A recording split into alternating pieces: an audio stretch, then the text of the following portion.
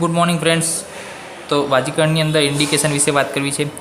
તો ઇન્ડિકેશનની અંદર જે વ્યક્તિ જીતેન્દ્રિય છે કોને આપણે વાજીકરણ આપવાનું? તો વાજીકરણ એવી વ્યક્તિને આપવાનું કે જે સમાજ માટે શું હોય, કલ્યાણકારી હોય, એના ફેમિલી માટે કલ્યાણકારી હોય, એ દેશના હિતમાં હોય, ત્યારે આપણે વાજીકરણ એ વ્યક્તિને કરવાનું. નહીંતર જો એવા વ્યક્તિને વાજીકરણ થઈ જાય કે જેને એની જરૂર નથી અથવા એનો દુરુપયોગ કરશે તો શું થશે?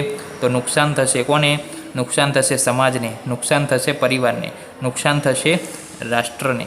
તો એ રીતના જે છે આપણે બધી જ ક્રાઇટેરિયા ધ્યાન રાખીને જે છે આપણે આગળ ચાલવાનું છે. રસાયણ જે છે અથવા વાજીકરણ આપવાનું છે. તો વાજીકરણ એને આપવાનું કે જેનો પોતાની ઇન્દ્રિયો ઉપર શું છે, કંટ્રોલ છે. નહીંતર શું થશે? ઇન્દ્રિયો ઉપર કંટ્રોલ નહીં હોય ને વધારે જો છે વાજીકરણ થઈ જશે તો એ વધારે વાર કોપ્યુલેટ કરશે અને એ કિસ્સામાં એની ધાતુઓ શું થશે? ધાતુઓ બધી શું થશે? ક્ષીણ થશે અને પછી ક્ષતક ક્ષીણ અને પછી જે છે કાશ્વાસ અને છેલ્લે જે છે રાજ્યક્ષમા જેવા ડિઝીઝની